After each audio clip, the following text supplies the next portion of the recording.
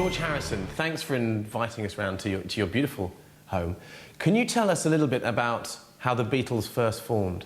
Yes, of course. It's about 30 years ago, and I think John Lennon was doing a Garden Fete or something, you know, and he's playing with his band, the Quarrymen. And I think Paul McCartney was just there that day, and they just, you know, it's one of those amazing things, you know, chance. You know, they bumped into each other, and they formed a band. I think just then it was just the Silver Beatles. I don't know. But along the way, you know, you gather people. I think I was the next to John after that. It was Stuart Sutcliffe and Pete Best. You know, we went to Hamburg, and Stuart decided to stay out there. And Pete Best, he left the group. You know, he wasn't the best drummer. But we got Ringo. You know, and yeah, it was good. It was a good fun time. You know, it was very happy memories. You know. You've certainly lost your Liverpool accent. Have I? I suppose I don't really have any accent at all, you know. I travelled so much. I suppose, if anything, I got a bit of a West Coast twang, you know, because I lived in Hollywood for a while. You're often associated with India. Yes, I don't know where this is. Well, I mean, you spent quite a lot of time out there, didn't you? Oh, yes. Yes, of course, this has been well documented. The Beatles took a famous sabbatical with Maharishi Mahesh Yogi. And I know some of the guys really got into it, but didn't really have any lasting impression on me. Popadum? Hello, Jimbo. How you doing? All right? Fancy some brekkie? No. I had some grape nuts before I left home. So. What are you, vegetarian? Oh, dear. Lovely tuck hair. OK.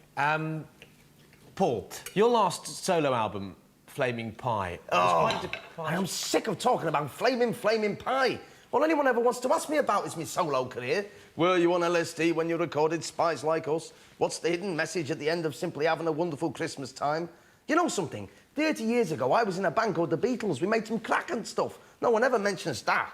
Really? Well, I mean, if you're happy, I'd love to talk about the Beatles. Yeah, you're just saying that. No, really. I mean, for instance, I've always wanted to know how you got the opening sound to Strawberry Fields. Oh, you're just buttering me up. Yes, I know the frog chorus redefined music, but I did make a record called The White Album, you know. I know, I'm a huge fan. I mean, to be honest, I didn't really like your solo stuff. No, me neither. It's rubbish. It's very mediocre. I mean, when you see things that you did as the Beatles, you get a real sense of fun. You know, when you watch, like, Hard Day's Night and Help. Oh, you know something? I'd completely forgotten about those. You know, most people think my film career began and ended with Give My Regards to Broad Street. If you're happy to talk about the Beatles, then maybe we can talk a little about your relationship with John Lennon. You know the saddest thing? No one ever mentions him. Now, George, since leaving the Beatles, you've had a very successful career, including a little dabble in politics. Yes, that's correct, yes.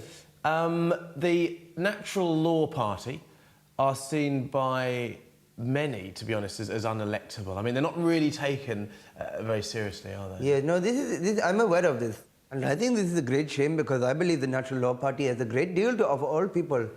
Really? Yes, I mean, let me take you through our manifesto. Policy number 1, by the year 1942, all yogurt will be set free. Policy number 2, all cats must wear pajamas in bed, unless, of course, they have a special certificate of dispensation from myself. And policy number 3, no ceilings.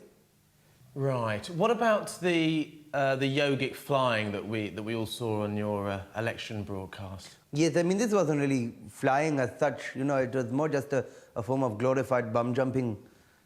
Can I say bum jumping? Or is that too smutty? Ringo, you were the last person to join the Beatles. Do you ever sit down and think about how different things might have been? Well, Jamie, who knows?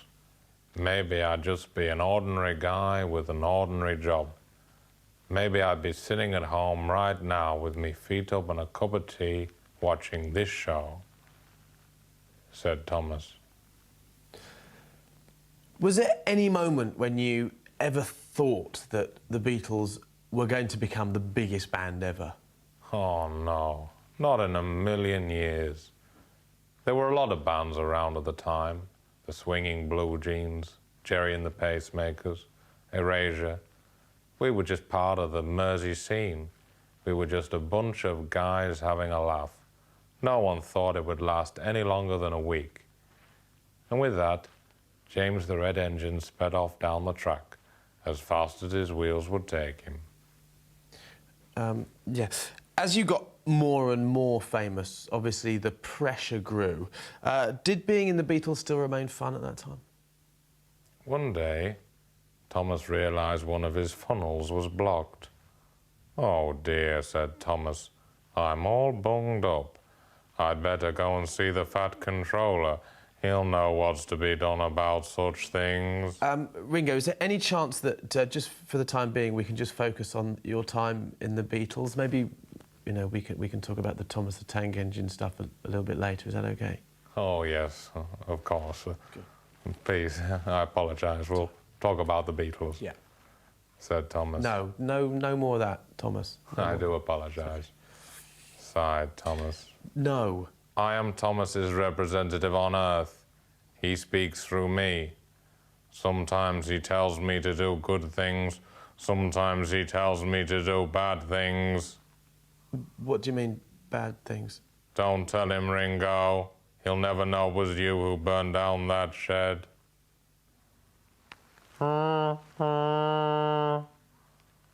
Either the engine must die.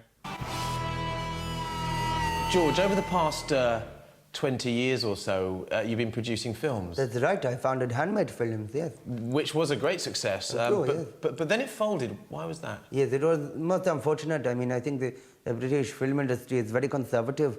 You know, if it's not Chariots of Fire or Room with a View or Broccoli Soup, they're just not interested. I mean, I have a whole host of scripts I've written upstairs in my loft, which could be massive, huge box office. Right, what kind of... Well, there's one I've just written about a man who falls in love with his own sandal. It's kind of a romantic comedy. I think maybe Tom Hanks as the man, and I'd like to have probably Anton Rogers as the sandal, and music by Let Loose. Right, what's that going to be called? Srila Gotti Ghosh. Right, any other plans, or...? Well, there's Go Home Gideon, which is about a very unhappy office chair, you know, and he's very unsatisfied with his job at the bank, and he goes to bed one night, and he wakes up in the middle of the night, and he has this kind of epiphany. This is no life for a chair, he says. So he applies for a transfer the next day to another branch, which he much prefers. Air conditioning, people are nice, much nearer to the shops. Sounds great. Thank you. Yes, it's a kind of VP, but with jokes and songs, you know, like a horror movie, but set in the Wild West. Right, anything else? Yes, I'm writing a trilogy about a naughty dog that writes letters to people. Is that it? No, he enters the Tour de France. And does he win? No, he's a dog. He can't ride a bike. You know something? You're really, really weird. Ringo, when you say that you're Thomas the Tank Engine's representative on Earth, what do you mean by that? "Oh dear," said Thomas. "The interviewer is a non-believer. What do we do with non-believers, Ringo?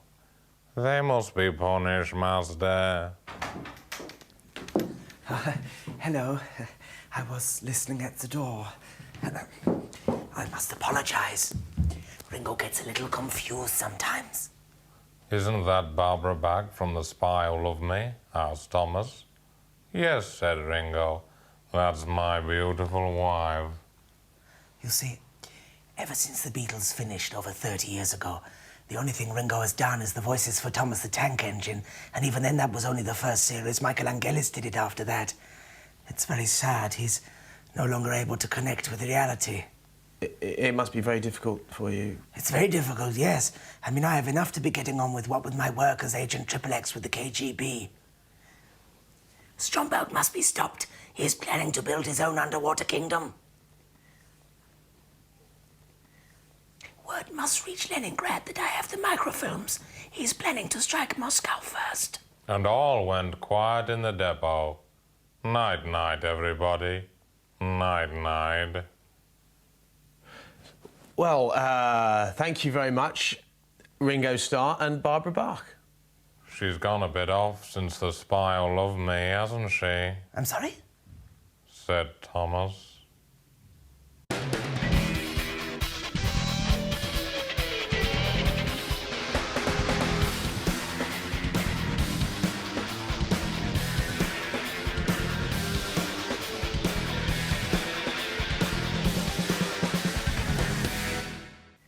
Stick around and my love will flow, but I don't know I don't know, I don't know, I don't know, no. Something in the style, she moves me. Takes me loud. Too bonkers.